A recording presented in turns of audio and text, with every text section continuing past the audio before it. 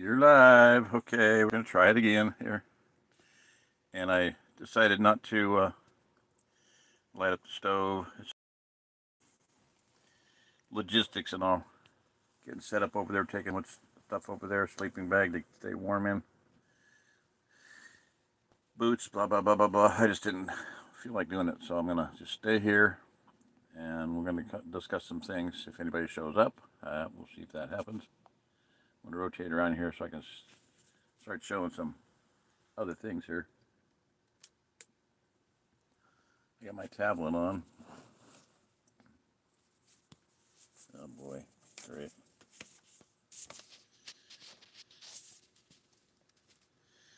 I don't know why it has to be vertical. I didn't like that. Okay, so this is a stop burning brush. Make easy biochar. Every pile is an opportunity. This is a guy named Skill Cult. Channel Skill Cult. Skill Cult, 75,000 subscribers. Okay. This is a top lit updraft fire. Yeah, this goes. I just had to reset up the camera. Now he packed that in there pretty good. It's solid. He walks right on top of it. My pals, I would never do that. Break your leg or get your leg trapped inside there. Probably took me close to a minute. Look at that. Crazy. Remember I said it just rained for 24 hours? Well, this I just harvested. All of it. It's wet on the outside, but it's so full of resin that it doesn't get saturated. The wood he lit up was wet. Saturated with waterproof resin. It had water running off of it, but it's still lit up and it'll stay lit for a long time. It's got fat, called fat wood. It's got sap in it, oil in it. The fire that I lit up 2 or 3 nights ago had cedar branches on it. I should have pointed that out, but I didn't. Every burn pile is an opportunity to make biochar. He has calculated how many gallons of biochar he's going to get out of this. It's relatively vertically sided versus just being a big mound like where you just keep throwing stuff on. And I also crisscross stack it, like stack some this way and then some this way and some that way, some this way. Kind of log cabin style, because that's just a really efficient fire. Like it burns really hot and really fast because of the arrangement of the fuel. Yeah, we'll talk about that some other time. Yeah. I gotta move. The side of my head's getting really hot. All right, let's talk for a minute What's about that pulse? biochar and why you should do this. The only thing that's like a little bit more work than just burning a regular brush pile with this is stacking the wood carefully. And you don't have to do it. I just prefer to do it. Overall, it's just not that much more work than burning brush. You'll also notice that there has been just almost no smoke. That's because it's lit from the top. So all the gases are coming from underneath and traveling up through the flame and getting flared off. Very different than lighting it from the base or lighting it and then throwing stuff on it, which also works okay. But this is a pretty much a superior system just for burning brush piles and Creates its own cone of creates its own stovepipe basically. Okay, let's see if anybody's on. Let's set this over here. See if we can do what I did last night. If this will work. Turn that around, dork. Hello, everybody. So that's a little bit overkill. That's good enough there. So I was saying I opted not to just haul so much stuff over to the Airstream to do the light up over there. I'll just do a video someday. I'll get a while here. I'll go over and just video it. If I can, I don't have any memory on my phone, but I'll try to clear it enough to be able to make a video of the light up. So it's just, I've got a lot of them out there. There's a lot of on my channel. Top Lit Updraft Fires. Did one in long narrow stove, box stove, a fireplace insert stove. We've done quite a few in that one over there at John's. I did one in the cabin here, 1 or 2 or 3, and that's a fat, squat, very poor design for a stove. I wouldn't want to have one like that. It's a very short box, not very high, very wide, and about pretty deep. Just not going to start doing upside down fire, and that's very good. But I did it, and it worked fine. Of course, the outfitter's not much better. It's a 18 inches wide, 13 inches, only 13 inches deep, and 28 inches long. So it's a very long box, which is good for holding a fire very efficiently, but it's not good for doing a top lit updraft fire. So I'm going to see how it goes. I did one in there before. There's two on my channel. You can look at them. Let's go back about 3 or 4 weeks, and I did 2 lights in there of top lit updrafts, but they were, I just thrown together, just throw it in. If this works, it works. If it doesn't, it doesn't, to start over, but it worked okay. All right, so let's see if there's any chat going on. Hi, Jack. I'm here. Okay, we'll see if anybody else shows up. I'll hang in there for a while. Anything you want to talk about? What I'm doing is I want to get to whatever degree I can capable of doing this at this point in time. Should have been doing it all along, I guess, but develop a group, a community online. And I want to say to everybody that's going to watch this later on, there's 2 channels that I'd like you to take a look at.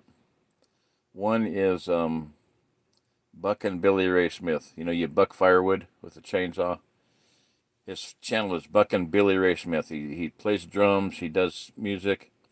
He was a lumberjack, a tree faller in Canada, and he was working one day and a tree fell on him and broke his back. Tore his left leg off. I mean, he had to drag it. At one point, he had to throw his leg. He had to pick up his leg and throw it over a log to get out, to get this guy to see him, to get to where he could be seen. Because he was dying, he was bleeding out, he was crushed, he was mangled. Anyway, the guy has a channel, and he's got a phenomenal message. He's got this shirts and cups and whatnot, army of kindness, soldiers of kindness. Be kind to one another. It's basically a very Christian, in a sense, biblical message. Help each other, love each other, help each other, be friendly to one another. And he's really growing. I mean, he's built so much and done so much good. He'll go out and split old people's wood for him, and the channel, pays him to do that. The people support him to do that, so that's really awesome. But I'd like to see a community like that, because the community I want to see is one that's based around, helping people get here, get out of the cities, and survive and grow food and build things. Build things for each other that we need. And this sister that's on right now, Jack, she has she calls her mom, and mom says she'd like to set her up in business, the Tinkerer Shop. So I looked up Tinkerer Shop on YouTube and internet. I found sent her some screenshots, some cool little pictures. Anyway, you build things, you make things, you design things, and I've got so many designs like that I want to do, and I'd like to have a whole factory, just parts bins, for a whole wall of parts bins. And for this department here is for building walking sticks, survival walking sticks. I had that all brainstormed out in my head, and I bought all the parts for it. I bought little really good knives, cold steel knives that would slip in the top of it, and wire ties so you could take the knife out, take the top off, take the knife out, put it in the bottom. You'd have a spear for fishing or for defense against a bear attack or whatever. Bamboo poles, really heavy, hard bamboo poles. So a lot of things to do like that. Compass, fishing gear, that type of thing. Extra wire ties for when you have to cut the knife off of the end of the spear. You can still have wire ties to do it the next time. I've done a lot of things like that. One friend of mine used to do, what he did for a living was plant manager, and I wish he could get here and be a plant manager here. Love to see that. So build a big shop and then start building things, One of my ideas was I bought cases of Tyvek suits, you see them staggering around in Tyvek, the little biohazard suits. Well, I bought some with full feet. I cut down both legs, inside of both legs and inside of both feet, taped them together with Tyvek. I got cases of Tyvek tape, taped them together with that stuff, spray painted them, camouflaged them out, wadded them up, threw in the washing machine, threw them in the dryer, and they were great. What I was making was a bivy sack, sleeping bag. You'd put your sleeping bag inside of there, and it gives you waterproof and about 10 degrees more survival capability. So it worked great. So I don't know. Some places supposedly I've got all these things, and I don't know if I do or not because my family's pretty well thrown away a lot of things and sold a lot of things, got rid of things, and I don't know what's over there and what isn't. But I like to get over there and get all my things out of there.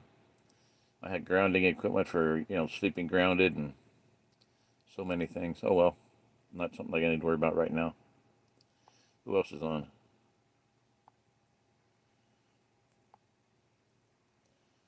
Come on, anybody? Somebody says there's only another person was on three. Who's out there? Hello there. How's everybody doing tonight? Hey, Reek, how you doing? Hey, I got to tell you, I pinged last night, just like I did that night. I had the fire out there, which I think was a full moon, close to a full moon. If it wasn't it was really close. I don't know what it is now, but that night it was 40 degrees on the ground, 50 degrees on a tree, and up, putting it just straight up, just at random. It was anywhere from -5 to -6.5 degrees. Okay, so last night I did it, and it was wasn't maybe 10 degrees difference. So it must have been a lot of moisture in there, a real humid night that night at the fire that night, and then or a lot of movement, a lot of wind blowing higher up. Because who knows what altitude the laser would range out to ping. It had to hit drop somewhere up there. Moisture drops that would record. Anyway, last night it wasn't much difference at all, about maybe 10 degrees difference. 40 at ground level and 30 up in the air. Interesting, but I want to do the moon experiment someday. Get objects that are the same objects, a basketball or bowling ball or something. Matching object, put one in shade and one in full moonlight. Yeah.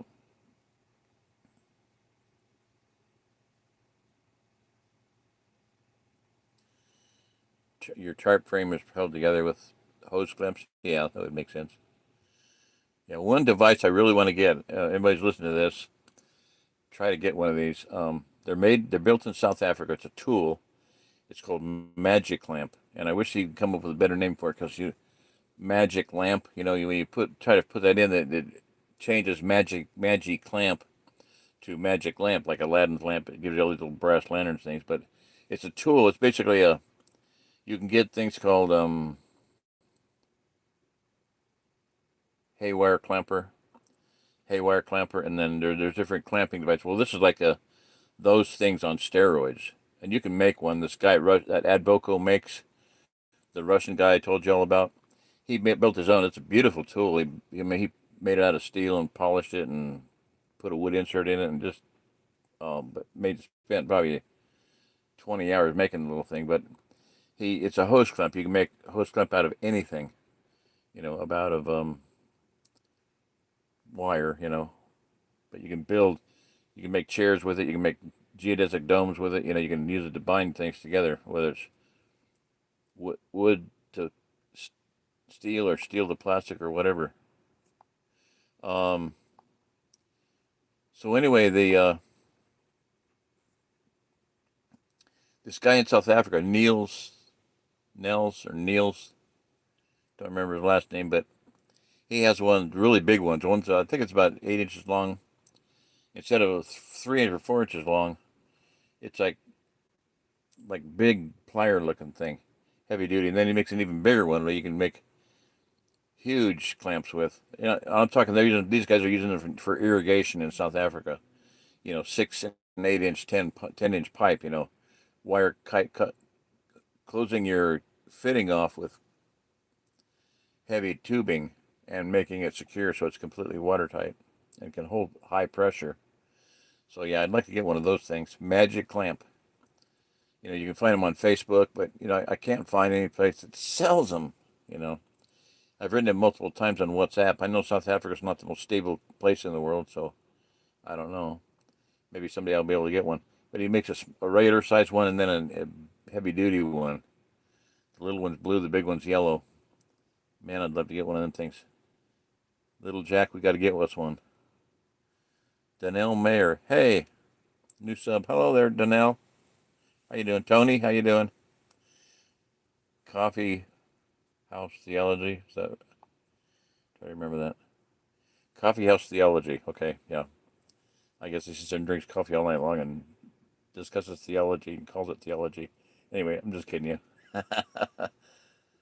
So, Donnell, how are you? Where are you at? Where are you from? If you want to, share that. What part of the country? North, south, east, or west? I'm in Missouri.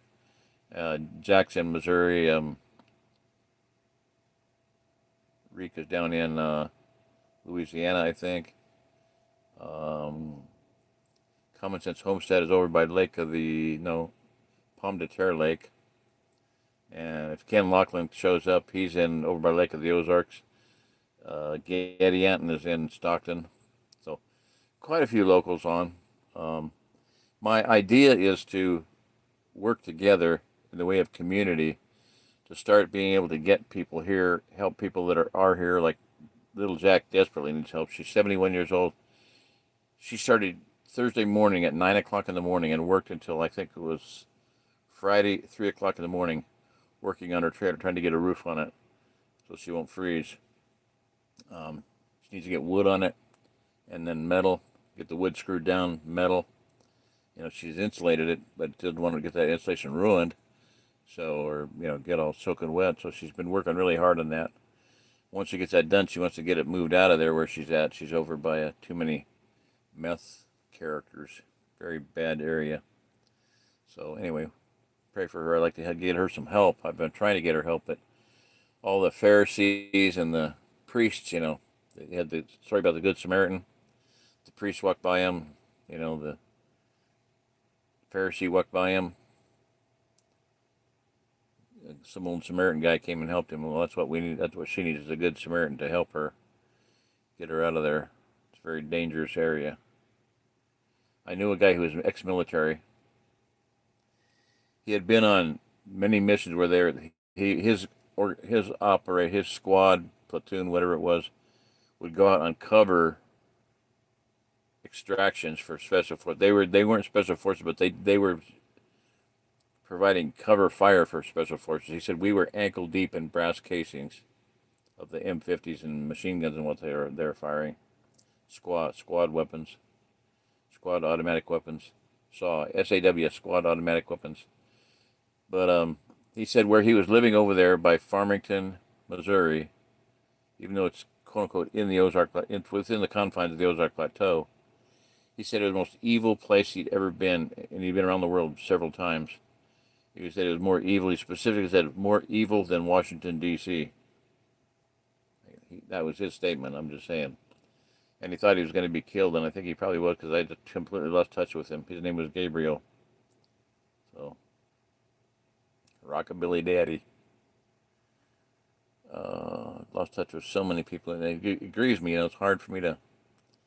Somebody asked why don't I read them 1 second after and 1 year after? Because of the emotional trauma that it would give me. I get wrapped up in people. Like the characters in Lights Out. They're my friends. I mean, somebody dies, that you love, tears you up. Well, I don't want to get invested in a whole other bunch of characters. Maybe someday I will, but I don't know. I may not. So, oh well. Yeah, I'd love to read it out loud online like I did Lights Out, but may not. I don't know. We'll see.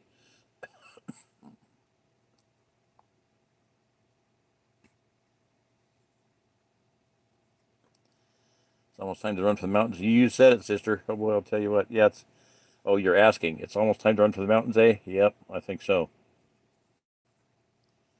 Yeah, I think so. It's been my message for 20 years. I've been telling you to do that for 20 years. So if you haven't done it yet, maybe now it's time to start thinking about it. Not start thinking about it, do it. Not just think about it, do it. See, always throughout history, this is a truism to me. Um, um, every time that there is trauma and turmoil in the world, Father takes his people out into the wilderness. The wilderness is where you go. Go to the mountains, right? Okay, well, that's the mountains. Go to the mountains. That's where we have to be, you know. Eastern, yeah. Hi, Michael Allen. How you doing? Eastern Nebraska. Okay, that would be Omaha. Is that right? Area, something like that.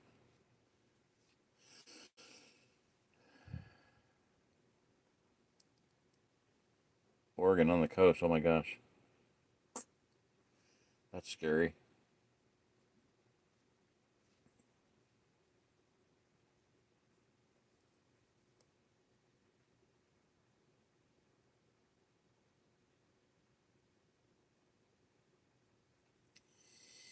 Gabriel was from Farmington, Missouri, which is over there's an area over there by Potosi.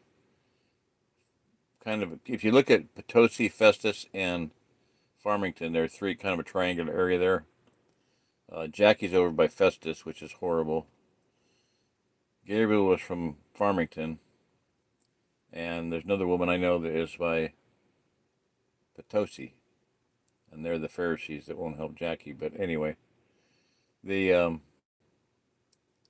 self-righteous, you know, all that good stuff. But the area is called Meth Mountain, basically by the locals. They just call it Meth Mountain.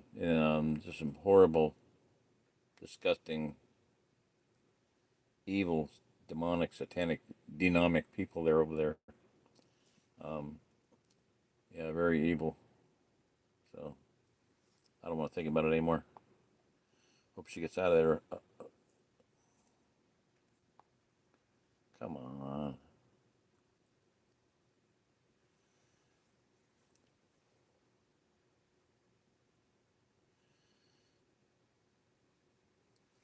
Yeah, one sister's been sending me stuff about, you know, there's subs off of the West Coast, subs off the East Coast, Virginia, and, you know, they may drop a nuke somewhere, and if there's a nuke, there might be a tsunami. What'd you say about tsunami out there, Danielle? The Cascadia subduction zone pops. This is, of course, the physics guru, god terrorist. What's his name? That little Japanese-looking guy. I don't remember his name, but he's like the theological, scientific terrorist. Said that there will be a tsunami from 600 feet high all the way over to Japan. I can't remember his name off the top of my head, and I don't really want to remember it. But anyway, Tico, Miko, Tuco. I don't remember. Anyway, anybody knows what I'm talking about? Holler. Anyway, yeah. Wow. Lincoln. Oh, I'll try to remember that. Sorry.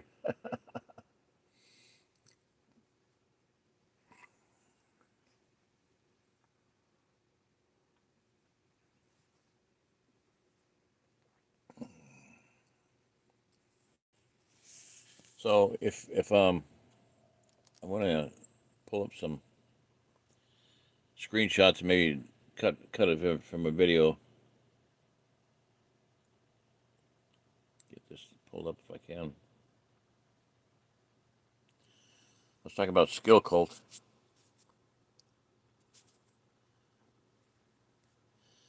Lit Updraft Fires was kind of the topic I wanted to cover again. My thing won't turn around. What's going on?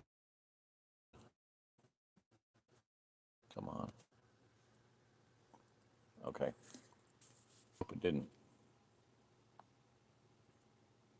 Oh, yeah, it did. Okay.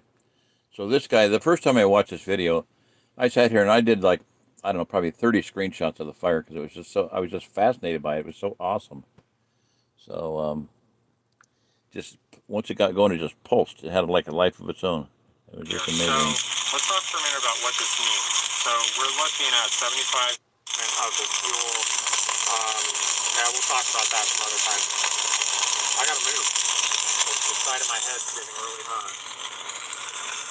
All right, let's talk for a minute. Look at that pulse. Biochar and why you should do this. The only thing that's like a little bit more work than just burning a regular brush pile with this. I thought it was so fascinating. Just poof, poof, pulse, pulse. It's almost like it was alive. I don't know. Anyway, go to my screenshots. I wanted to show some things on that.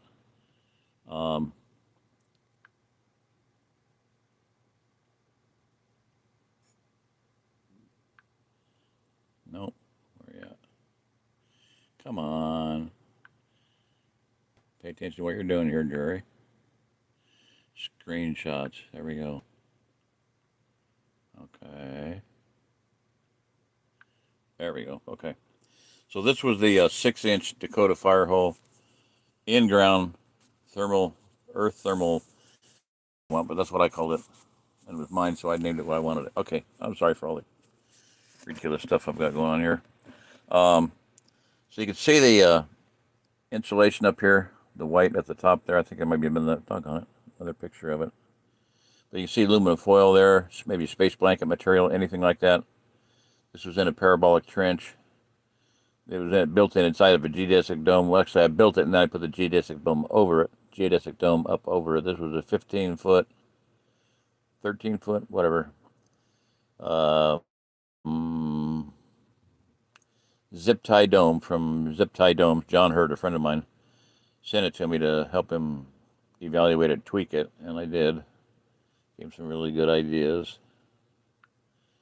See, the hubs are doggone it. Why do I keep doing that? Do not hit the back thing. Okay. The hubs are you got to have strength in the hubs, and so that question there was how to, zip ties. You can't get really strong zip ties. Maybe 80-pound test, 100-pound. And so I used strapping. Anyway, you see the flame going sideways. That's an elbow and then a T, 6-inch pipe, and then I put it into a heavy steel pipe that I got local here at a steel shop.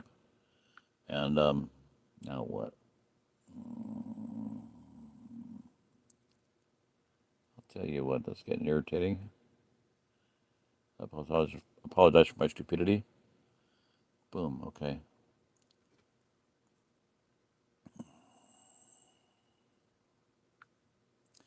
So the benefits of a Dakota fire hole are that, you have less smoke, more efficient. It heats down inside the ground, so it heats the ground up really good. And you have a very good cooking source with very little smoke and very little visible signature. So if you get away from the fireways, it's hard to even see where you were at. And there's quite a few good videos on it. Let's see if I did any. Yeah.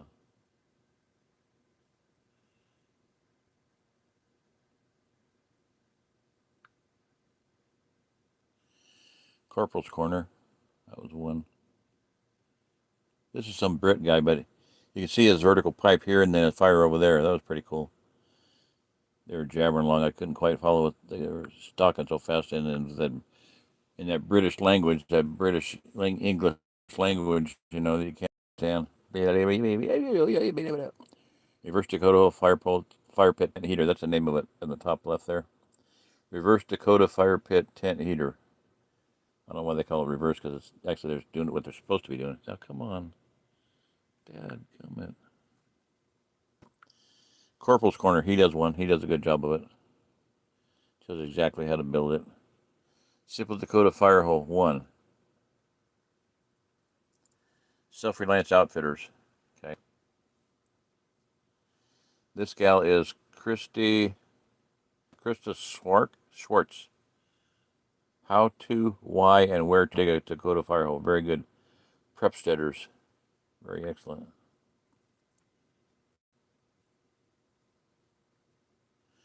Some of these homesteaders are just, they're okay, and some of them are just great, phenomenal. Like one is Jake and Nicole up in there on Vancouver Island, or off of it. That's not a great picture of her, but that's what's her name? Okay, what the hell? That's Nicole. They are phenomenal. They have done so much up there. They have built that up. Their intro is phenomenal. Beautiful music, and it's just awesome. But they have built a paradise up there. She's about to give birth, so they're going to go to, I think, Hawaii, but I don't know. I hate the idea of them sailing to Hawaii, but oh well. That's Sarge. And then Krista Schwartz. And this one's pretty good because it shows a schematic of how to do it. how to, why, and where to dig a Dakota fire hole. There's good reasons for it because it's you know, any kind of dangerous situation where there might be an enemy out there and have that problem. You're man. Okay, I'm getting up on this. This is crazy. I'm tired of this. On the phone, I'm gonna switch it back around. All right. So anyway, okay, I've done my job on Dakota Firehole tonight. Um, you have possibilities of somebody seeing you at night. Well, don't show a flame. I said the other night, one rule of survival is if you don't want someone following you, don't leave any tracks. If you don't want somebody finding you, don't do a big fire. This is a good reason to have a saw instead of using an axe. You go out and an axe, start chop, chop, chop. That ringing sound can be heard for 2 or 3 miles. Whereas a saw is you can't hear. I've been out in the woods trying to find somebody and shooting a gun. They couldn't hear me. 22. I had a 22 with me, and I was shooting that to try to figure out where the heck I was. But a chainsaw is very noisy, an axe is very noisy, but a saw is very quiet. So get a good saw. Get a silky saw or something, an Ichiban or a good hand saw, not a buck saw. Something you can either fold up or something that's portable enough you can carry it with you.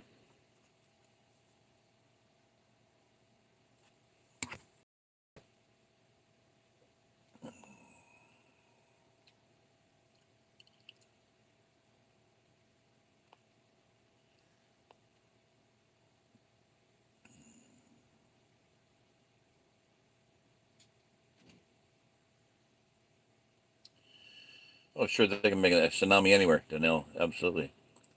Just pop a nuke. I always felt that the Aki tsunami, where there was like 200,000 people killed, our military, our Navy, there was the Diego Garcia atoll or whatever.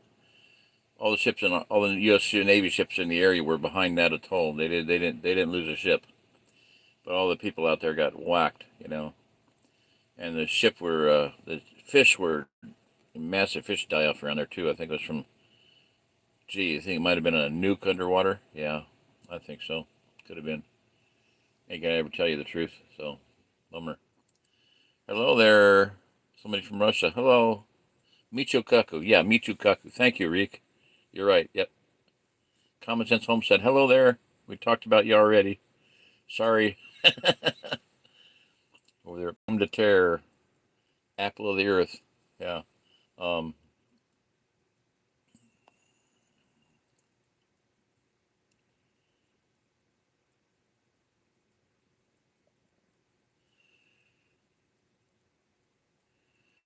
got one now. A tsunami or what? And I hope that, things are okay and people just don't be on the beach right now. That'd be a good thing. Weird concretions on the beaches around here. Weird stone balls inside the rock. Okay. I don't know. That's pretty weird. My chains, I got rusty or something and I can't start it. Well, yeah, you have to, somebody look at it knows what they're doing. What I would recommend is get a good handsaw. And if you watch Canadian Prepper Nate up in Canada, Canadian Prepper, he sells Silky, Silky. And you get he says, he's joking, but he says if he could only take one thing into the bush to survive, he would take his Silky 650 millimeter saw. He's kind of joking, but he's serious about having one. They make all different models. They made folding ones that are like 330 millimeter, 420 millimeter. They make a folding 500 millimeter and a folding 600 millimeter and a folding 1,000 millimeter. 1,000 millimeters is about, somebody do the math on it real quick, but it's ballpark 3 foot long, close to a 3 foot long blade. So,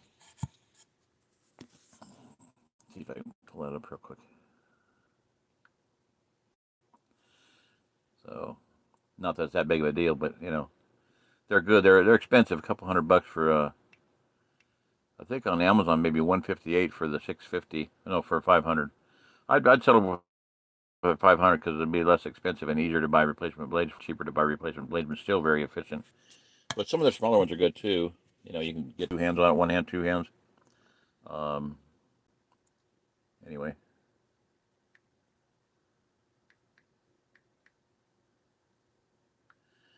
500 millimeter to inches, 20 inches. 50 is going to be about whatever. I don't know. I'm sorry to waste your time, but well, not really waste. It's what I do. I'm curious and I do research.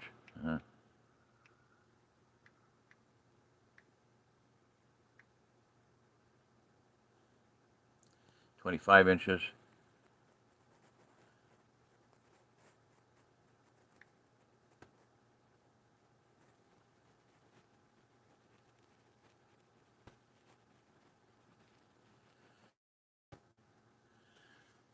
$39 inches.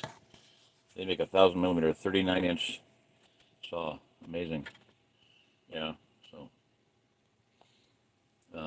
Wrangler Shark recommends the Samurai Ichiban, which is decent saw. It's a straight blade, right? Yeah, straight blade. Kind of like this. Silky makes one, the Sugoi. The another one, they make three different straight blade saws. They're curved a little bit, but it's basically straight blade. Sugoi, the Suriname or something like that, and then the I can't remember the other one. I should be able to remember it, but I can't at the moment. Sorry.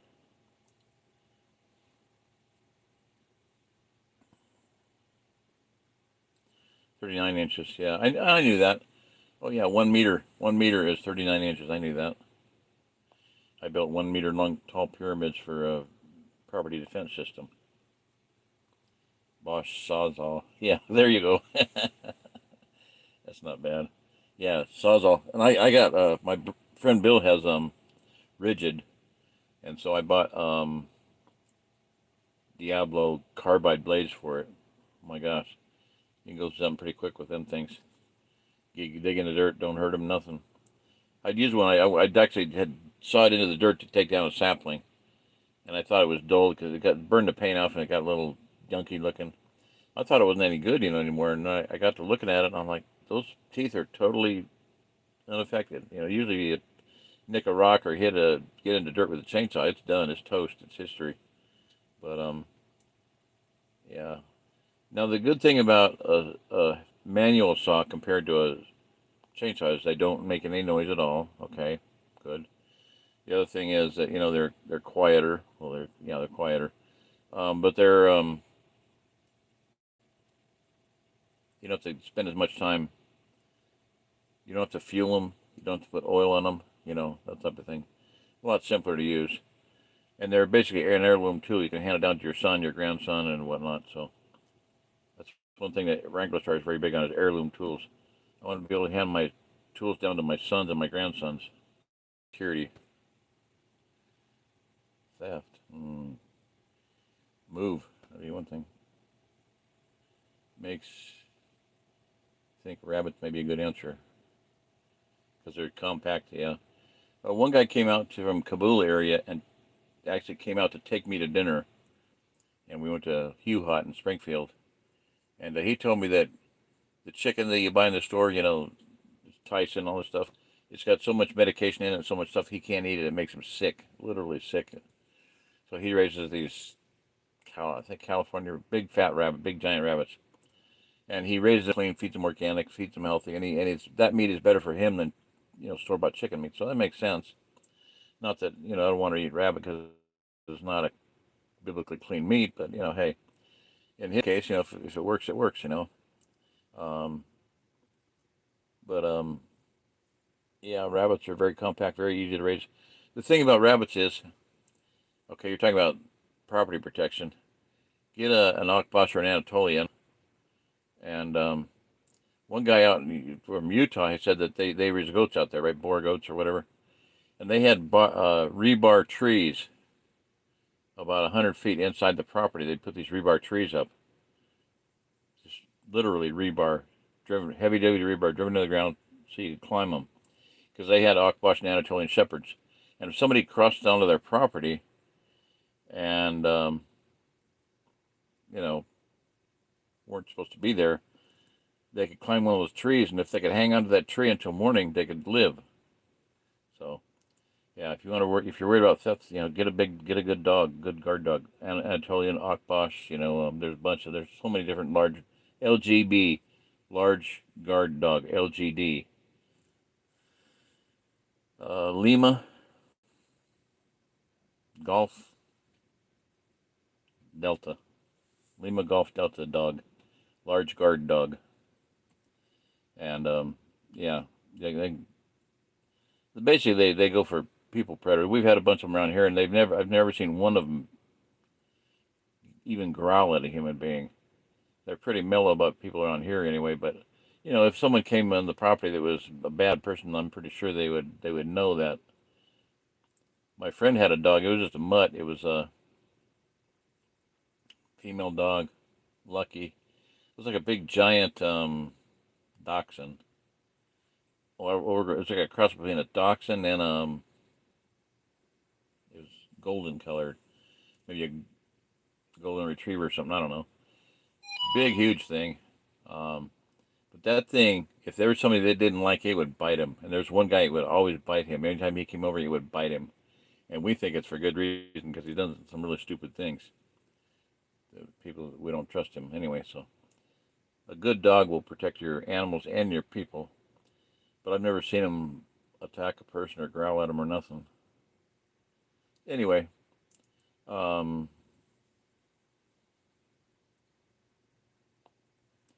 than that, get rid of your predators.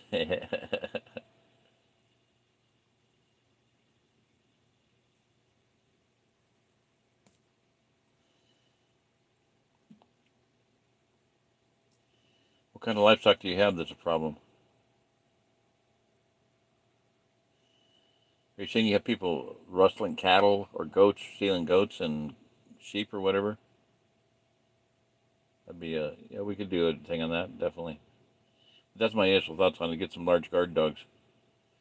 Get a large guard dog and a something like a German Shepherd, maybe. A guard dog, a people guard dog, guard dog.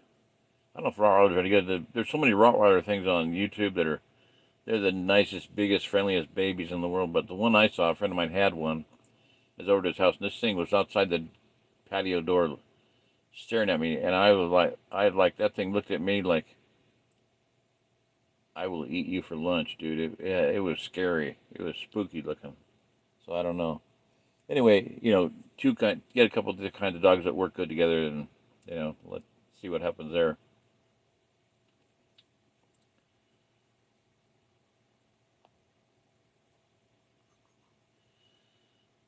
And if perchance Deb is on, thank you very much. I've had a couple donations here recently, and I really going to come in handy and very much appreciated.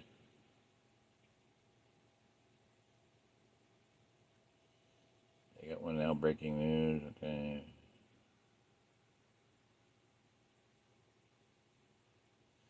I'm scrolling back through the chat, see if there's anything else I wanted to touch on or address that people have been wondering about.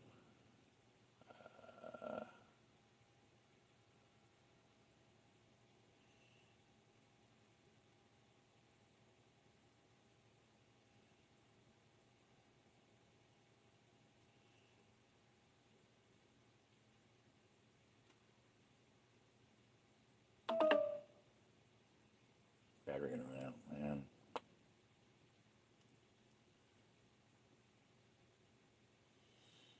And Danielle, I'd wonder what kind of how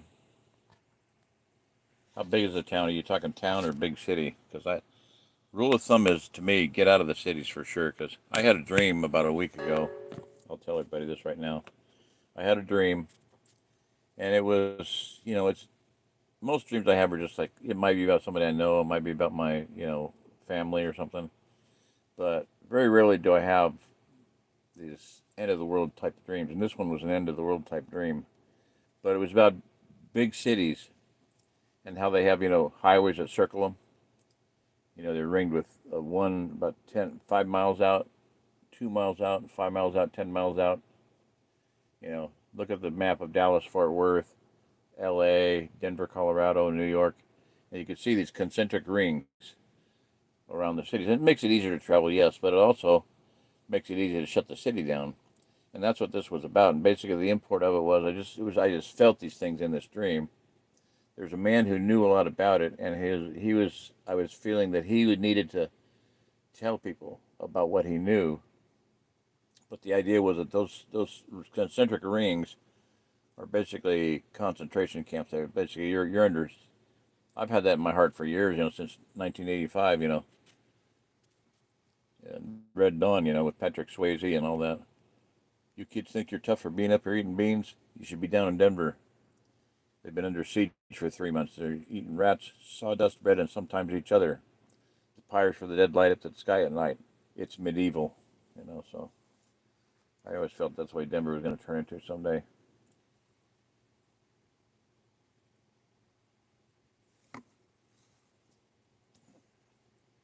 And I heard that a militia group in Denver figured that they could close the whole city down with about 250 men. Just shut the highways down.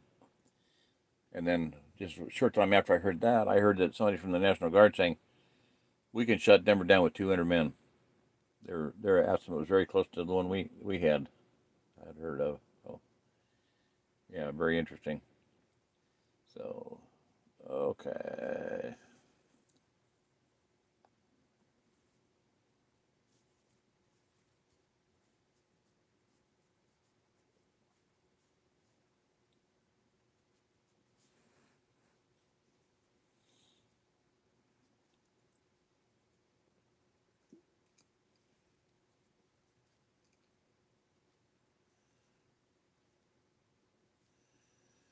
"20V is king." What does that mean? 20 volt. Yeah. 18 volt if you're a Makita person. Yeah, 220 volts gives you 40, whether it's a saw or whatever. That Makita chainsaw, 20 volt chainsaw is, regulatory did a test on his dad had a used Makita, so he uses two 18 volt batteries, so 36 volt, pretty close to 40. And he had a brand new Husqvarna, same bar, same chain length, everything, same pitch. The Makita outcut the Husky. Very amazing, very awesome.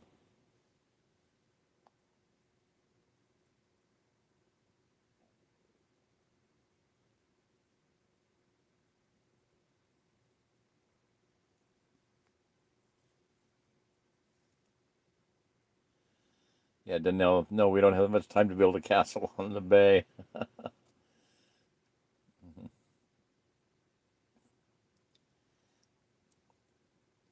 Raging bunnies, huh? Cool. What breed of rabbit there, Danelle? I think this guy, if I remember, there were big ones.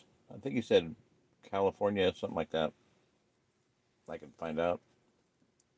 Anyway, it was good for him. It worked for him, and that was pretty neat to hear.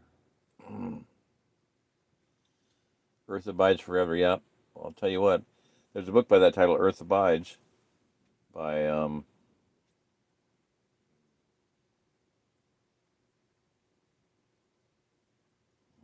Stewart, I think is the name. What name that comes to mind? Earth Abides. Somebody look that up and let me know.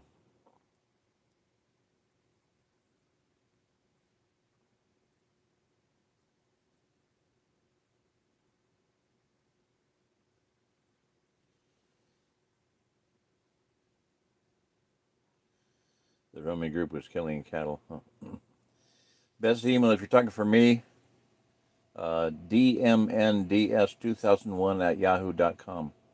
Delta Mike November Delta Sierra 2001 at yahoo.com. And I'll put that in the description when I upload this. When it gets uploaded, I'll put that in there. Coos Bay, 16,000 people, but I'm in town, city, water, and all. I can't. Oh, yeah, Coos.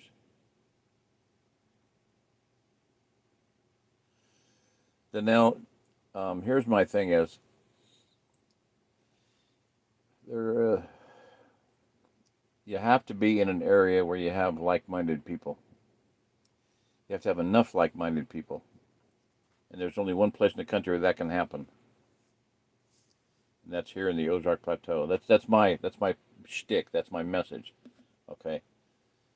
We're going to be surrounded by armies. We're going to be invaded. There's going to be a zombie apocalypse. People coming out of the cities. 75% of the country's population is on the East Coast, east of the Mississippi. Okay. 75%. Okay. Large part on the West Coast. They're both liberals. You're not surrounded by good people. You got to be surrounded by good people. My message is to move somewhere where you can be as pepper-minded as you want. You can be as prepared as you want, and you're still going to be the least prepared person in the area. That's the way it is here. You know, people have been living here forever. They got their cow, they got their goat, they got their garden, they got their their orchard, and you're going to take 10 years to play catch up, and they're going to be 10 years ahead of you at that point. So, yeah. Move where you have everybody around you that's going to be better in shape than you are. That's what we need to do. But the other thing about the area is that look up what the Craton is. The Craton goes from the Rockies to the Appalachians, and that is the safe place. The Craton is, at least it's it means shield. It means shield, and it's a shield from the magma chamber, right? From hell, you know. It's 120 miles thick. It's over twice as thick as the rest of the Earth's crust. West of the Continental Divide, the crust is very thin, very shot through with holes called volcanoes. There's probably, I don't know, I don't have any idea. Maybe 100 volcanoes west of the Rockies, 200, 500, 1,000, I don't know, go up into Canada. Look at the Ring of Fire. Look at a map of the Ring of Fire all the way around. And see, that goes from South America up all through the west of the Rockies, up into Canada, Alaska, and around to, Asia, etc., the Philippines, Japan. That's the Ring of Fire, okay? Don't be near the Ring of Fire. Don't be sitting on top of the Ring of Fire. And that's where you are out there on the coast. I'm just trying to be honest with you. One guy from Canada got in touch with me, and I said, "You realize there's about 30 or 40 volcanoes in your province?" I think he was in British Columbia. He goes, "Yeah, I know." I said, "Well, you ever heard of Turtle Mountain?" He goes, "Yeah, I have relatives over there." I said, "Well, you might want to think about going over there." He goes, "A lot of people I know are going there." So pretty bizarre. We'll talk about that some other time. I don't want to talk about it now.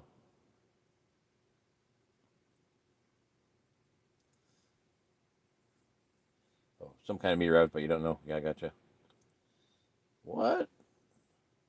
DeWalt chainsaw? No way. Oh, that's right. Yeah, duh. Stupid me. Yeah, DeWalt is one of the best electric chainsaws out there. And Donnell, that's one thing. Whoever had a chainsaw freeze up, I would say get something like a DeWalt Makita, something like that, where you don't have to worry about the fuel, you don't have to worry about gas, you don't have to worry about mixing gas, you don't have to worry about. All you got to do is put oil on the bar, the bar chamber. That's it. You can hang it up in your bedroom. You're not gonna, it doesn't have stinking of gas and oil. Well, oil maybe, but not gas. You don't have that fuel mix stink. Don't have to worry about it. Don't have to worry about it lighting up on fire or anything. They're very quiet, fairly quiet. Not as quiet as a handsaw, but they're quiet. So, and Oregon makes one that's pretty cool. It has teeth that are self-sharpening. You just push it in a little bit, little lever on the handle, sharpens itself, and pretty powerful. And look tests on him. Project Farm does tests on chainsaws and things like that, and he's probably the best guy, Project Farm, for testing anything. I mean, he does everything: duct tape, glues, epoxy, cutting devices of all kinds, chainsaws. He really likes the Echo. I don't know if that's gas or electric. I don't remember, but Echo was the best in one of the tests he did. But DeWalt's one of the top electric saws. Makita's good. The Oregon's okay. So anyway, take a look at that thing for cutting. Michelle, hello. Honey, look at that. Hello, honey. Hey, girl, how you doing? Oh, I saw you sent me the thing. I just cried. Tell me, was that you? You said this was me before God scraped me up off the street. That was just heartbreaking, just heartbreaking. Oh my word! You're doing great if you don't look like that anymore. You got to tell me if that was you though on the street. That was amazing. What does that say there?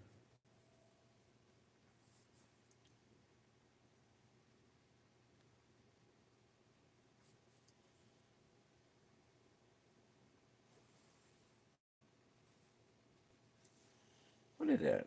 I know it's an emblem for the shirt.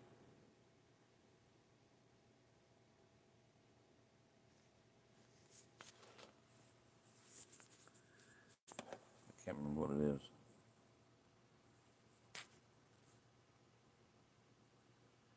I don't know.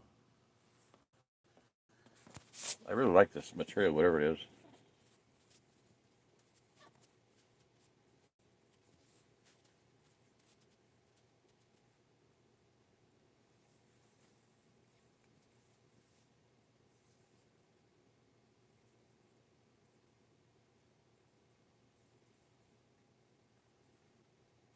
Yeah.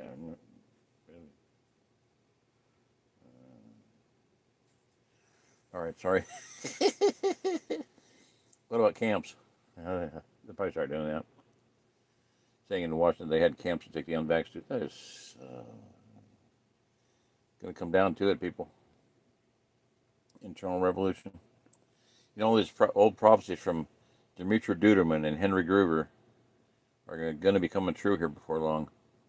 And one of them was that Henry Gruver saw nuclear submarines off the coast of Virginia, and there's supposedly a nuclear submarine, Russian sub, off the coast of Virginia right now. So those things I do want to touch base on. I don't like to. I don't play into that. I don't feed into that. I don't really care what's going on out there because I'm doing what I'm doing. They can do what they want to do, and I'm more interested in what God is doing than what men are doing. So the evil ones, I don't care what they're doing.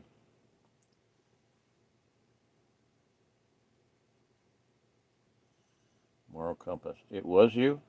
Oh my God. What about the woman with the broken leg? Was that you? I mean, this. Oh, oh, wow. I'd imagine most of them would be dead. Yeah.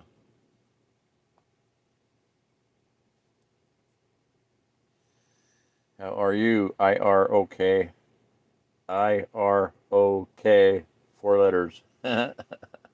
Yeah, I'm doing okay. I guess I'd like to have some other friends here nearby.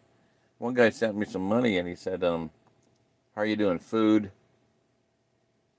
staying warm, good company." And I said, "Well, food, I'm okay. I'm not going to starve to death. Heat, I got a couple electric heaters. I'm doing okay. Good company would be nice, you know. I mean, no, I don't have a lot of good company. I'm feeling a lot of hate from a lot of people and people that I've helped get here, you know, that I brought here to the OzArk Plateau, and they turned around and it's like Jesus, you know, the 10 lepers. Only one came back and said thanks. Well, in this case, the 9 came back too, but they stuck a knife in my back. You know, that's what's going on. Pretty discouraging, but I'm going to keep going. Michelle, keep going. You know, you're talking about that one video. You're talking about quitting. I can't keep doing this. Keep doing it. A friend of mine, I called one friend. I was so depressed. I said I was walking up the hill. He talked to me and said,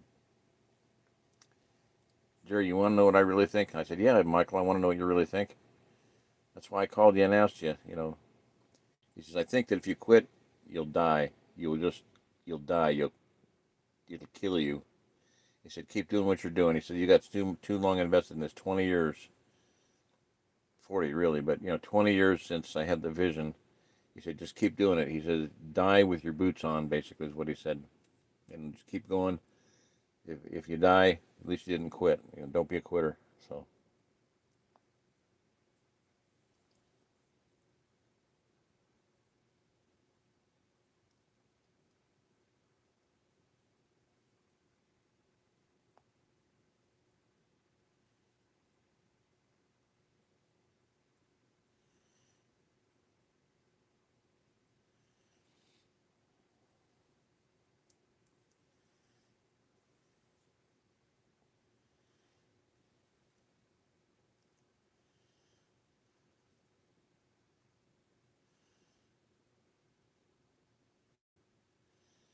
60-volt dual. Yep. Got it. Yeah, Danelle, chainsaws can be rebrought back. I mean, you watch, get on the channel I mentioned earlier, and I'm going to mention this again, so I'll talk about him a little bit. Buck and Billy Ray Smith. This guy probably owns, I'm going to guess, this might be conservative, easily 100 chainsaws, maybe 200. And somebody will send him a chainsaw that they just pack it up and send it to him, for free. Dinosaur, that's old. He's a McCulloch man, old Mac. But he'll get a chainsaw that is beat up, most oldest, nastiest, ugliest looking thing, and he'll have it running like new. So they can be restored, but you got to take care of them for sure. And it is a hassle. That's one thing that's nice about the electric ones is that they don't have as much maintenance problems.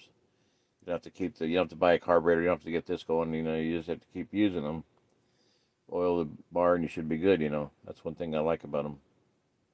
Someday I'd like to get one, or a silky 500 millimeter saw, or 650, whatever. Anyway, yeah.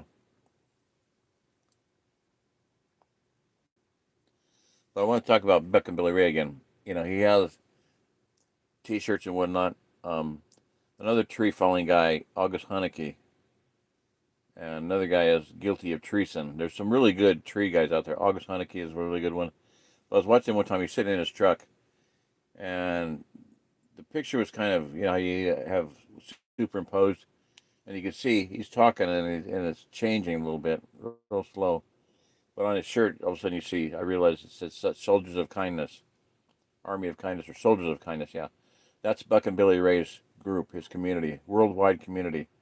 People all over the world love this man, and he's just got so many good things to say about, being a man and doing work right, and he's bringing his son up to learn how to fell trees and do it correctly, and phenomenal community. He's got a worldwide community, and that's what I'd like to see. People are helping him to be able. He'll go out, and some 80-year-old couple, they need wood to heat with, but they don't. They're too old to split it. He'll go out and split it for them, all of it. Him and his dad will go out. His dad's probably about 70 or so. They'll go out and just once in a while he'll fire up his gas-powered splitter that he likes. It's a good one. It's help me out, people. When they go bam, slam, a slammy one, kinetic splitter. But he prefers, it hurts his back to lift things because of his broken back when he got hurt. He prefers just to split with a axe and a maul and whatnot, and just slam sideways and down. He'll split people's entire winters of wood with just by hand.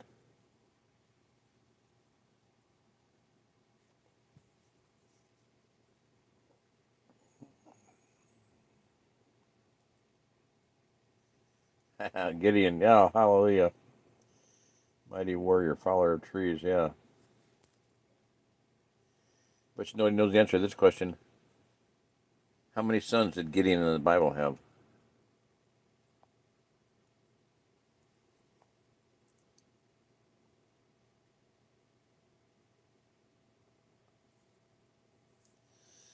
So, Michelle, were any of the women in that picture you personally? I was just wondering. This is heartbreaking. I know you were there. I know that that's what you went through. Amazing that you're still alive. Wow, hallelujah. You ran a logging company with your hubby? Oh my gosh. Wow. Jeez. Awesome. Did you ever run a chainsaw?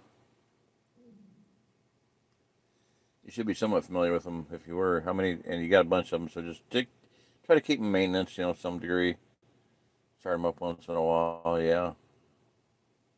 How old is your son? Can he do that? Can he help get into that now, or is he into it, or does he not love it? Not like it.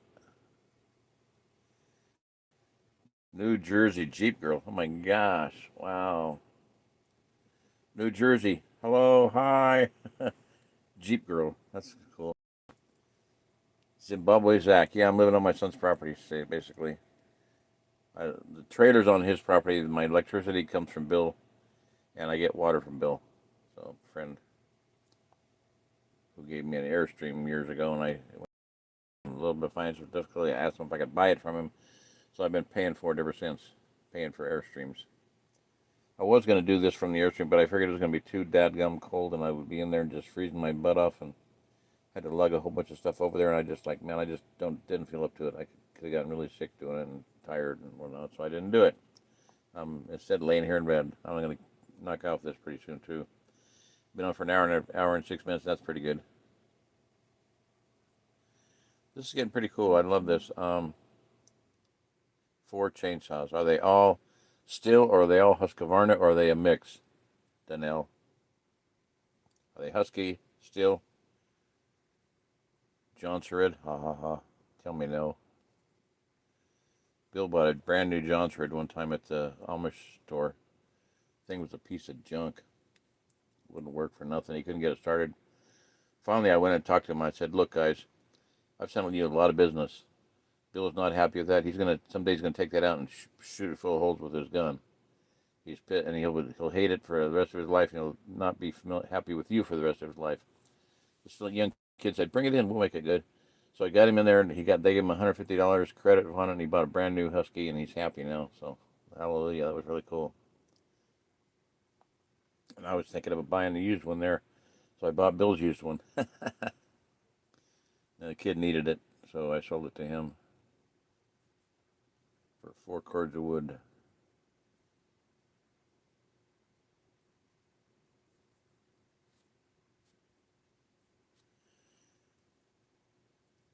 Oregon, let's see. The Postman. I think that was in Oregon, some of it. Rambo, Oregon. Any other movies out there?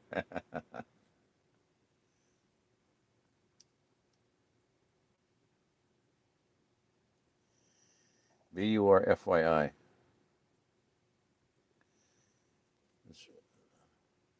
Hello, whoever you are from Russia. RPXMX PAC VC. I assume that's Russian. I don't know. How many? I don't know. Well, you said you had 4. Oh, Gideon. Sorry. You're probably answering Gideon. He had 72 sons. You can look it up in the Bible pretty easy. Gideon had 72 sons, for he had many wives. Yeah. Moral compass, no. I guess that weren't you. Boy's only 3 years old. Well, get him to work on that, Dan, now. Yeah, Jersey and Oregon. Isn't that amazing? Pretty cool. Don't tell me Jersey pops in here. Better not. Jersey was a bodyguard, and there's a whole series of books by William Johnston. The first one is called Out of the Ashes, and it's one of my favorite books of all times. Men's action series, about the end of the world. I was reading those one time, and I said to my wife at the time, I said, "These books are not science fiction, they're history.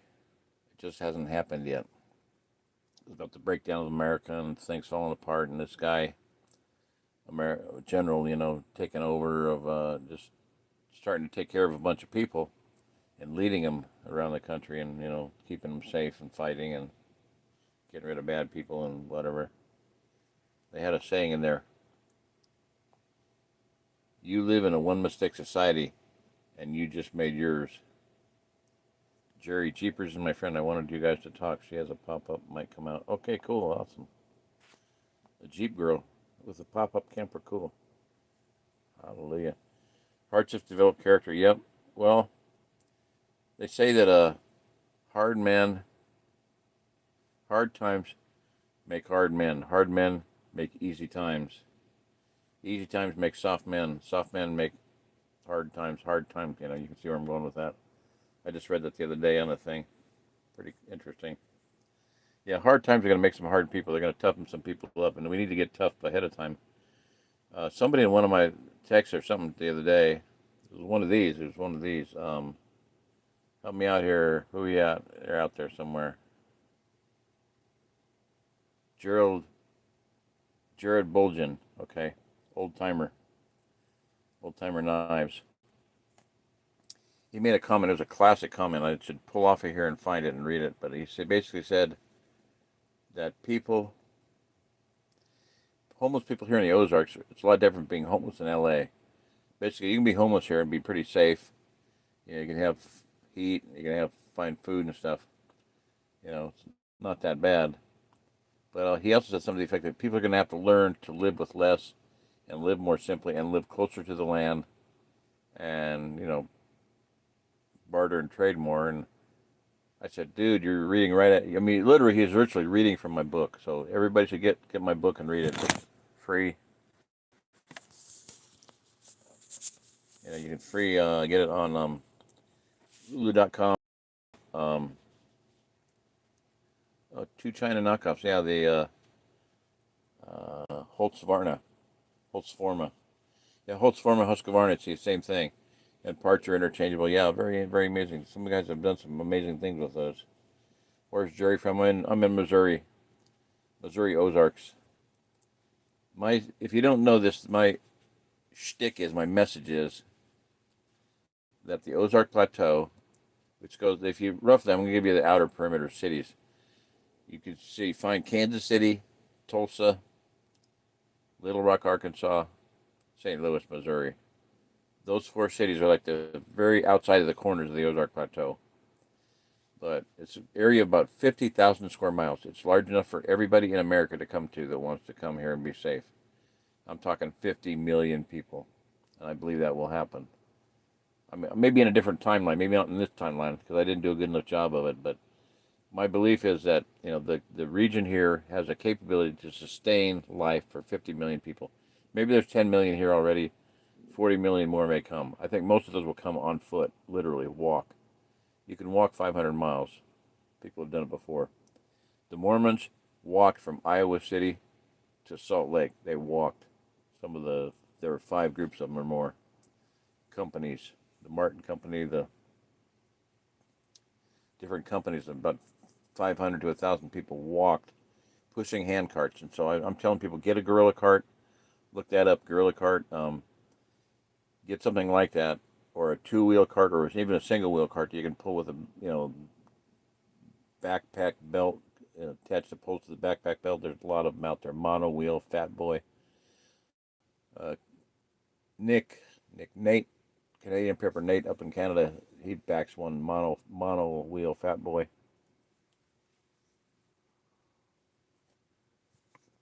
My thing is, you can spend $1,000 on that, or you can build or buy 4 other ones, cheaper ones, and have everybody in your family. If you got a wife and husband, 2 older kids, you can all 4 carry a rolling backpack with a couple 100 pounds on it apiece, 100 to 200 pounds apiece. So a gorilla cart will haul, I think, about 300 pounds. You got to be able to push it. So let's say 200 pounds. You can put 200 pounds on a gorilla cart real easy. And it's big enough you can carry your body in there in an emergency, like a hurt person or whatever. It could be an ambulance thing. They got big, huge wheels. They're very high clearance. You can get around the bigger rocks with it. So, and a Mormon group is now building a, what's it called? It's basically a high-tech modern version of the handcart company's cart. It's a big 2-wheeled contraption, big, huge wheels on it. Portable, you can lock it down, you can put a covered wagon thing on it, you can put it in the trunk of your car, drag it out, load it up, and walk if your car breaks down.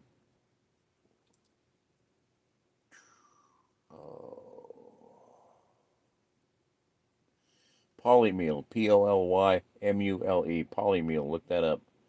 I'll try to remember to put that in the notes down here when I get done. Anyway, yeah, I'm in Missouri. Elevation here is about 1,000 feet. It's good, high enough. It's not high enough for some people, but it's high enough. I figure that push come to shove, weird things happen, Earth changes, whatever, ocean levels rise, global warming melts down Antarctica and Greenland. Ha ha ha. Just kidding. Anyway, if something happens and ocean levels rise, we'll be high enough.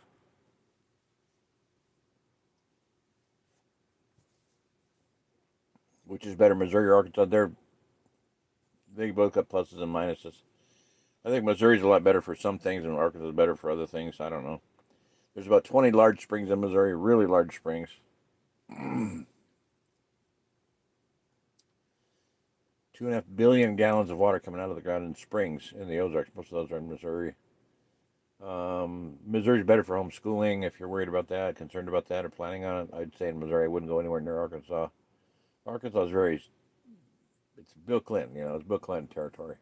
Still, it's very ruled by liberal jerkwads, rich jerkwads.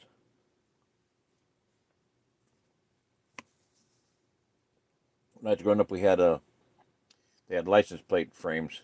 Don't Californicate Colorado. Well, they did. Californians came in and Californicated Colorado. Fucked up Colorado. And Arkansas's been taken over by a lot of big city people. Mountain Home, Arkansas is only place in the country where there's a mailbox for out-of-town mail and Chicago mail. There's so many Chicago cops that have retired to Mountain Home, Arkansas, which could be good. There are going to be a lot of people there with guns and stuff. But if they're statist or federal minded, then that's not good. But a lot of cops are free thinkers, pretty much. Yeah, global warming. You better, baby, believe it. And 13 feet elevation. You're joking, right? You got to be joking. I guess she doesn't have to be joking. She could be on the beach. On the beach, Neville shoot. Yeah. Hey, MC, let's go visit Mike Decker. Where's Mike Decker?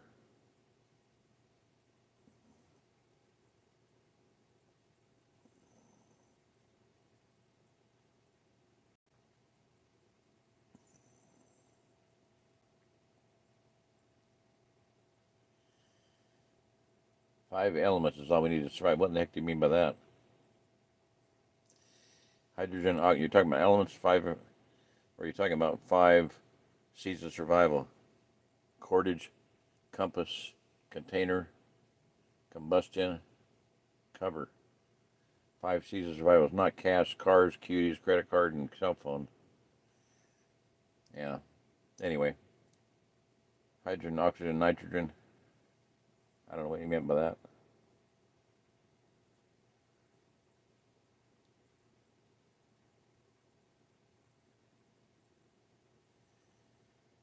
Cousin of Wyoming. Nah, stay away from Wyoming.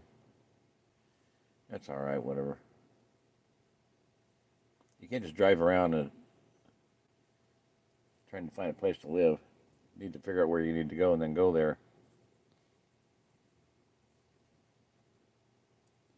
Nope, something on the East Coast. I can't read it because there's an arrow right in the way. On the East Coast. Yeah. Spelling Nazi. Oh.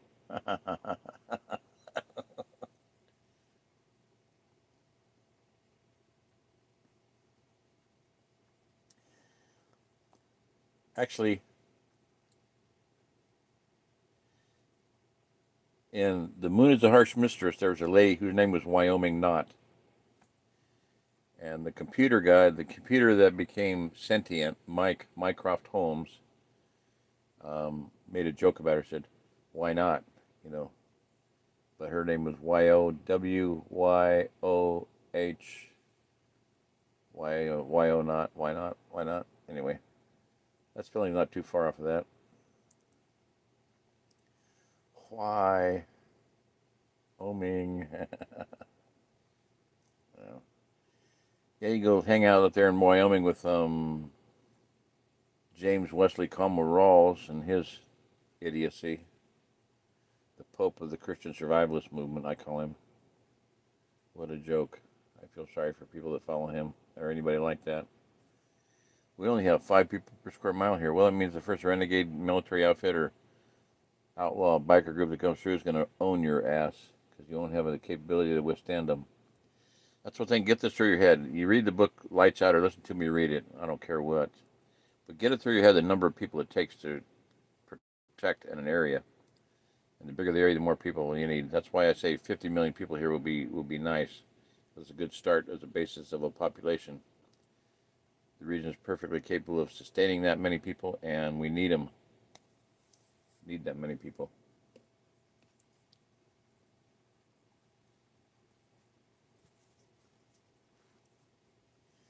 You're not going to go out and play Johnny Rambo or Jilly Rambo or Mary Rambo. Not going to happen, people. You can't just drive around the country wondering, go visiting people. You need to figure out where you got to go and go there. And my message is, there's only one place to go that's survivable. This is a refugium. I'll say it again. I'll say it a million times. A refugium is a region where a species or a group of species. This is the definition. Look it up in the Bible. Look it up in the Google it. JFGI. Just fucking Google it. Refugium, a region where a species or a group of species can survive in the face of extinction in surrounding areas, as in an ice age. So if you think we're going to ground solar minimum, you better get your shit together ahead of time, because you're not going to survive driving out on the road with no ice, no chain and stuff. By the way, if anybody's going to be traveling, get snow socks, auto socks. Look it up. Get auto socks of one brand, and knockoff brand, I don't care, but get textile chains. They take 5 minutes to put on, 5 minutes to take off. Let's say 15 minutes to put on, 5 minutes to take off. They work on ice. They work on snow, and keep you on the road when everybody else is crashing and you're going insane. They are mandated. They're required. You cannot a semi driver cannot drive into Colorado without them on board his truck. You got to buy them before you get to Colorado. Not allowed across the state line without auto socks. That tells you something. Auto socks, textile chains. Call them textile chains. It's, got to have the word chains in there. They outpull real metal chains. They do tests on them. Look them up.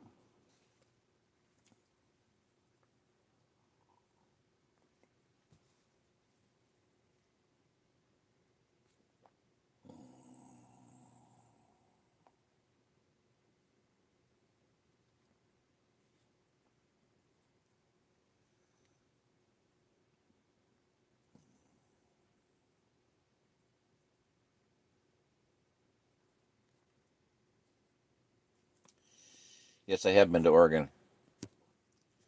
And I got to tell you this. Okay, I'll just tell you this, Danelle.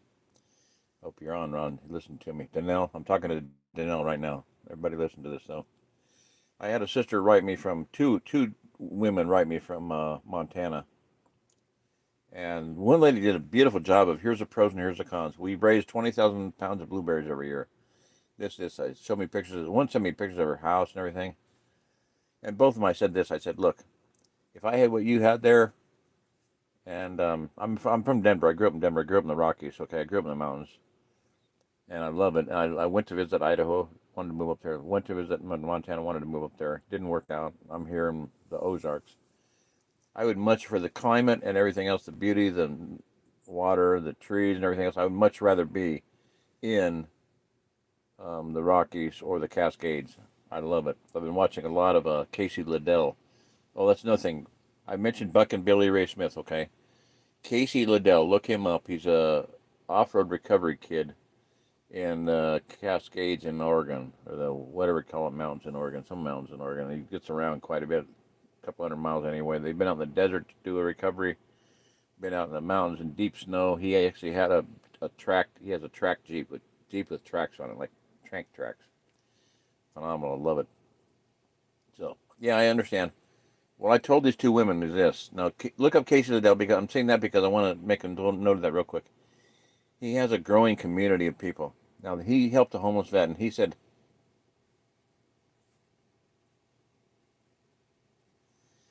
I'll try to say this without starting to cry or something. Get a grip on yourself, Jerry. Okay, I'll slap myself. That helps.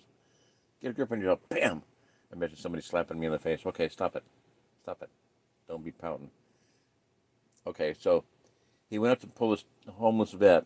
The guy was living in his van. He got cut in the snow on the mountains. Had to get out of there. So his van had been there for 2 or 3 months, and he was just sitting on pins and needles, hoping that it hadn't been, windows hadn't been busted, hadn't been vandalized, hadn't been stolen, was still there. The battery wasn't stolen, the tires weren't slashed, the glass wasn't broken. He was fine. They pulled him out, got him out. They're doing a fundraiser for him to rebuild his engine and rebuild the van. I'm sure they'll spiff it up and make it a little mobile home, But somebody else had, somehow or another, the COVO, Central Oregon Veterans Association, had gotten him a tiny house, a little cabin, Amish cabin type thing, and he's going to be moving into that. He probably already moved into it by now. Anyway, it's a community of people that are helping people. So what I want to do is I've been in business for a long time. I just didn't realize it could be done. I could actually do it, and that's what we need to do. Is I want to help people get here and have homes, okay, and primarily underground homes, because that's what I saw in my vision, and that's what we need to do. We need to be underground homes. Don't need to be driving around the country in jeeps and stuff. We need to be underground in homes that you don't have to heat in the winter and you don't have to cool them in the summer. You build yourself sufficiently underground, you can be at about 50 degrees. You're not going to freeze to death. You don't have to have a fire in it. You can light it with a candle, heat it with a candle, and body heat and farts and stuff. But and in the summertime you don't have to cool it, because you're not gonna sweat to death in the summer. Turn the light out.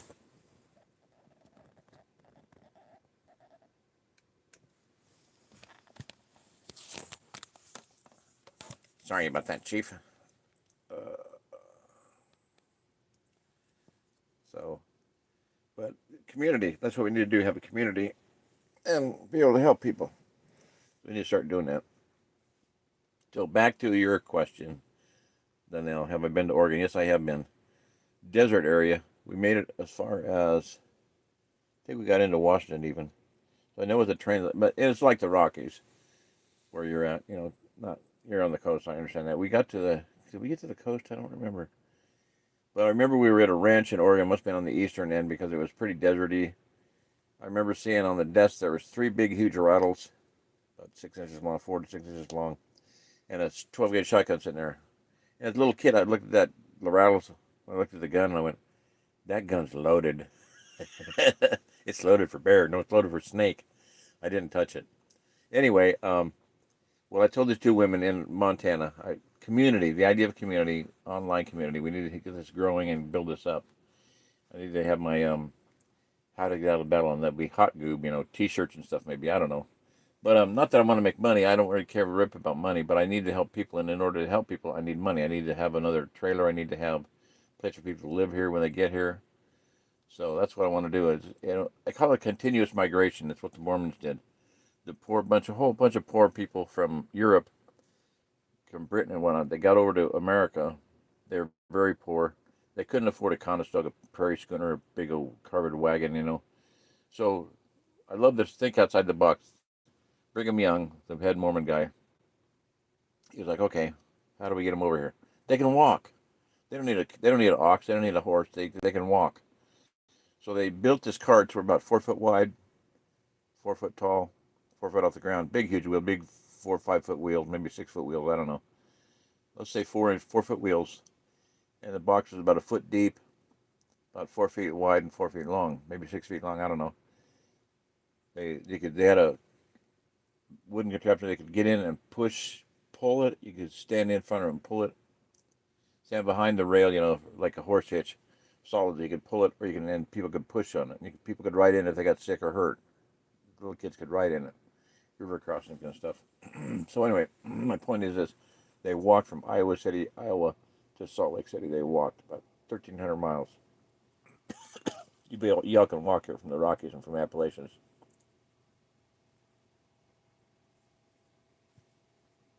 The OzArk Plateau is 500 miles from Mexico, 500 miles from Canada, 500 miles from the Appalachians, and 500 miles from the Rockies. And as far as I'm concerned, the Rockies and the Appalachians are the east and west coast of the United States for all practical purposes. Because you got population density, zombie apocalypse coming at us, high water, rising water levels. Do you know how many hundreds and thousands of Russians are here in the OzArk Plateau? Why? Because they escaped Russia during the persecution. Back in the 70s, 80s, they got out of Russia, and they for their Christian faith, and they had hundreds of prophecies in their groups that the ocean levels were going to rise, and they needed to be inland and to higher ground. So they came to the Ozarks. They were inland and to higher ground. And I talked to a young kid, 19 years old, Alexander. He was a welder in Stockton, Missouri. For crying out loud, there was a steel shop that was building ships, ocean-going sea vessels, tugboats and barges, shipping them all around the world, even to China. They sold them to China because they weren't disposable like most tugboats out there. They would last for years and years and years. So this guy was selling them all over the world. Anyway, this young kid stood there right in front of me, and he said, I said, what's your name? Alexander. I'm Alexander the Great. I said, were you named after Alexander Solzhenitsyn? He goes, no, I was named after Alexander the Great. I went, well, you're still named after Alexander Solzhenitsyn because they weren't named before him, so you're named after him. He didn't laugh. He did not laugh. He said, my name is Alexander the Great. My family for generations has always, their oldest son has been Alexander the Great. My parents had an older son, and he died, so they had to have another son. And my name is Alexander the Great. He says, I used to stand on the coast there in Washington and look out over the ocean, and in the back of my mind I could see ocean levels rising, and I knew I had to go inland and to higher ground. So that very weekend, I went to a monthly meeting with some people, former friends that are not friends anymore. Um, and the first thing I did was walk up to this guy whose daughter's name is Ava, because I had said that Ava, Missouri is the center of the safest place on earth. And they named their daughter Ava because of that, and they moved here from Texas, from a centennial farm, a 100-year farm in Texas, Austin, Texas. Left their father's farm, came here. Both of the sons did. My point is, I don't know, there's a bit of a bunny trail. Bunny trail. Rewind. That means rewind. Somebody tell me where I was at. Bunny trail, Austin, Texas. Oh, this is going to be a hard one. Oregon, prophecies. Ava, Missouri, Ava. Okay, so Russians. Okay, so that very weekend, this kid, I walked up to him, and I said, hey, I met a kid that was from Russia, and he told me that he was here because of ocean levels rising. And he said, oh, there's hundreds of Russians in Springfield. And he said, the funny thing is that they're Christians, and they escaped persecution in the 70s and 80s. And I'm just retelling you what I already said, but he said, and they're here because they have hundreds of prophecies in their group. And the prophecies stated that ocean levels are going to rise. That's why they're here. They had to come inland and to higher ground. And he said the exact same thing this kid had said. And I had to go inland and to higher ground, so I'm here. Oh my gosh. There's a lady down in Texas that jumped in a car with a kid. The low place was flooded, and the guy that drove her to a doctor appointment had to go home. So she said, you go back home. I got to go this way. I'll just get in a car with somebody. I can't leave you here. He said, oh, Jesus will take care of me. Goes and knocks on the first door. Young kid gets in the car and says, can I ride with you till when the water goes? And I go, sure. And the kid starts screaming out, I got to get out of here. I got to get out of here. Texas is going to be underwater. Texas is going to be underwater. He's like, I keep having these dreams every night. Texas is going to be underwater. I got to get out of here. He was freaking out. So it was amazing. So pretty cool. Anyway. Okay, now back to Donnell and Oregon. Hello. Okay, Donnell. So there's two women up in Montana. That was all, community and Casey Liddell and Donnell and Liddell. So look up Casey Liddell, people, and watch some of his videos. Fascinating. He's a really cool kid. I really like him. And he hauled his got his van out, and they did a fundraiser to rebuild his van motor and probably, I think, rebuild the whole thing. Okay, so back to Montana. These two women asked me, should I move to the Ozarks or should I stay here? And I told them what I'd tell Donnell. I said, I'm from the Rockies. I love it there. I went up to visit there. I would be up there if I could, but God brought me here. But I said, if I had what you had there, I'd just stay there. If it meant dying there, I'd be happy to die there because feel like I'd be dying to defend a little bit of heaven, because I love it up there. Montana. We canoed the Bitterroot River on our honeymoon. The Bitterroot River, and went to Kami, Idaho to visit that. Those Bo Greitz's land development project up there, almost heaven, and Doves of the Valleys, based on Ezekiel 7:15 or 7:25. And they that escape, your money, your silver and your gold will be thrown out in the street. Your silver and your gold will be thrown out in the street. Don't collect silver and gold. The idea that's going to save your lives. Your silver and your gold will be thrown out in the streets. But those who are in the city will die by the famine. Those who are in the field will die by the sword. But they that escape of them that do escape shall be as doves in the valleys of the mountains. So Bo Greitz came to Doves of the Valleys. And the other one was called Almost Heaven. And a friend of mine bought land up there and moved up there. So that's pretty cool. And while I was up there, that's when I got the for sure that later I got inheritance money, and I actually bought fabric in right down the street from me in Colorado, in Aurora, Colorado. Shipped it up, had them ship it up to her, and she made me 2 teepees. I have a 14-foot and a 17-foot teepee. Hallelujah. Amen. An hour and a half is longer than the other one. Okay, I'm gonna quit. Plus, it's plenty late, right? Plenty late, plenty late, plenty late. Gotta be after 9 o'clock. Past my bedtime, people. Keep me up past my bedtime. 8:55. Dang near. Okay. Yep. It's almost 9, so I'm gonna call. Let me check all the latest chats here.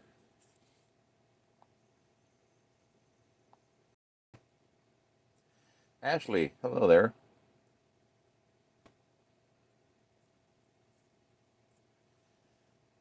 Were you on before? I don't remember.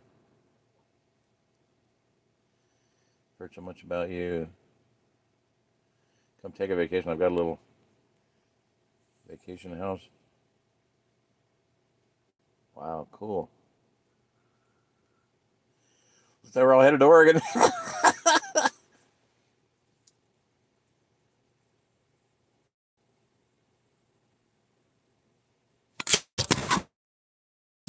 Ah.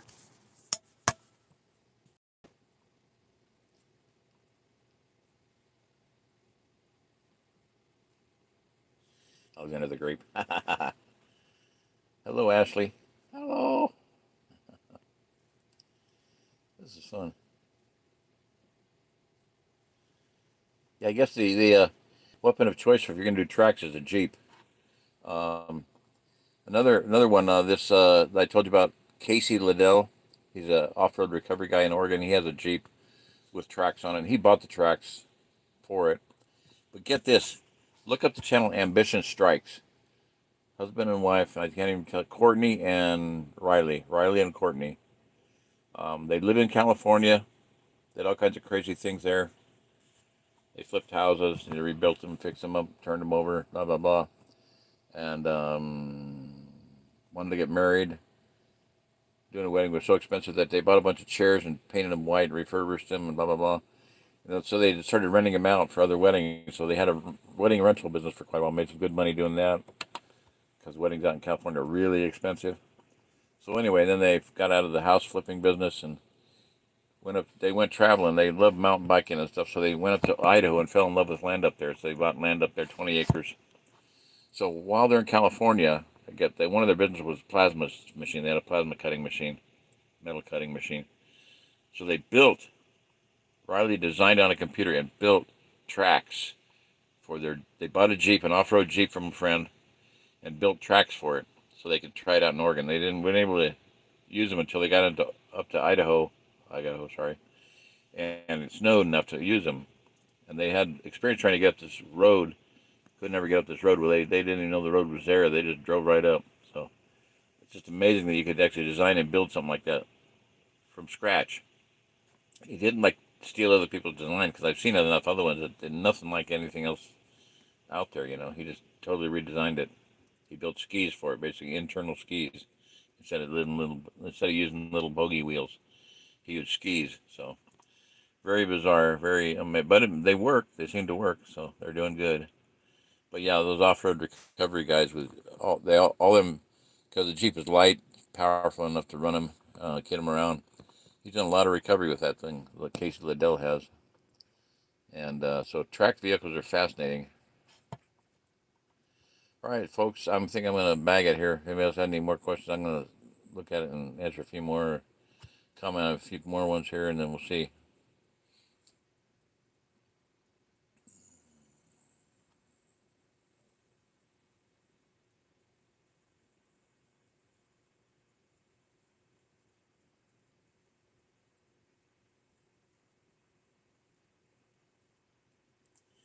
Good night, Michael.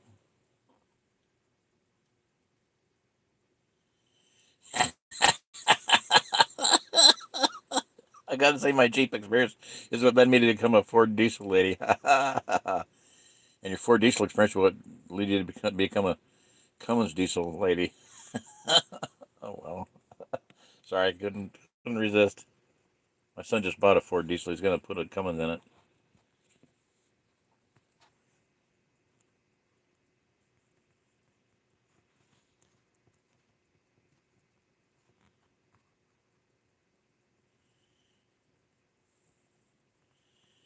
So my Jeep bought a truck a couple years ago, but never changed my. Oh, got it. Cool. Well, Jeep's good to pull the truck out of the dirt. The old lady one time was at a gas station and she sees a guy driving a Ford and she goes, "How you doing today?" And the guy goes, "Fine." He goes, "Do you have a dog?" And he goes, "No, not with me right now. Why?" It's always nice to have somebody with you when you're walking home since you're driving that Ford. Crazy. Truth Faction. Hey, hallelujah. How you doing, brother? No place like the Ozarks. Yeah.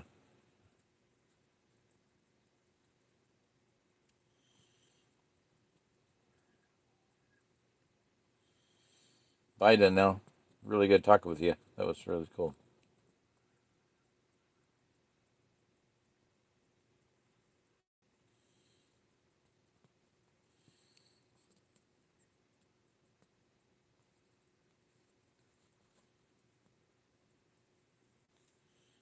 Yeah, digital. Poo on digital stuff. You're right on that. Yep. All right. Anyway, let's bag it for tonight. Say good night, everybody. Good night, everybody. Shalom, everybody. Thank you so much for joining in.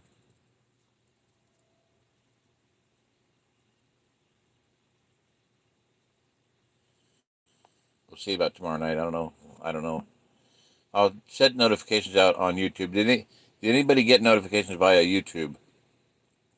That's one thing I'd like to know. If anybody can chime in on that, you know, you can always come back to this video tomorrow. The comment section. Once it uploads, you can come back to the comment section and upload. But did anybody get notifications via YouTube or not? You know, I'm trying to send out notifications via YouTube because I scheduled this one at 7:15, and I'm sending out by a text, and email, and Facebook Messenger, and WhatsApp if I have that. You know, if anybody's on that, very few are, but one guy is. Two people are. Okay, so anyway, I'm sending out notifications, and I'm going to try to do this about every night. I'm maybe run out of gas here before long. You know, just get worn out because it's been like 4 nights in a row now, I think. I'd like to do another fire one of these nights. Outdoor fire. It'll take me a few days to build that up, get it ready, prepped up, build up some trash to light it up with. Anyway, all right. God bless everybody.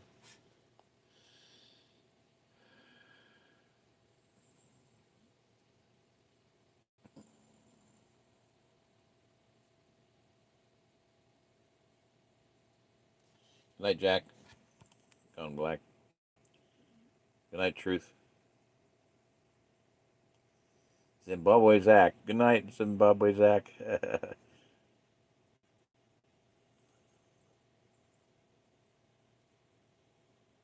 Yeah, I just put this out in notifications for the first time. I'll try to keep doing that. I figured out how to schedule it ahead of time. And the next thing I'd try to do is do screen shares. And I looked it up. I can do it, but it pretty much has to be on a desktop or something. So I don't know if I can be able to ever do that. All right. Good night, everybody. God bless. I'm signing off. May the Lord bless you and keep you and make his face to shine upon you and give you peace. May he lift his countenance upon you and keep you preserved, and may his angels bear you up in their hands lest you dash your foot against a stone or a tire or anything else on your Jeep or your Cummins or your Ford F450 or whatever. So God bless everybody. Thank you. See you tomorrow, maybe. All right. I'm going to stop streaming. Pasta lasagna, everybody.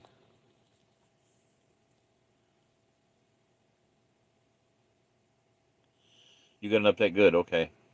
Okay. Did you see it earlier in the day, like hours ago, or just minutes before it went up? No big deal. I'll figure that out.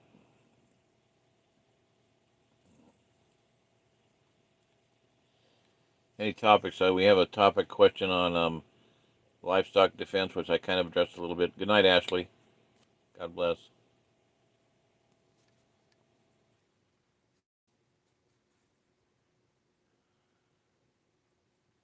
And remember, Where did you say you were from, Ashley? I forget. Not New Jersey girls from, presumably from New Jersey. Ashley Whitaker. Okay, well, got a few friends hooking up. All right, Michelle, good night if you're out there. Jack, good night. Gideon, good night. Tony, good night. Michael, good night. Zimbabwe Zach, good night. I got to laugh. Oh, yeah. Danelle, good night.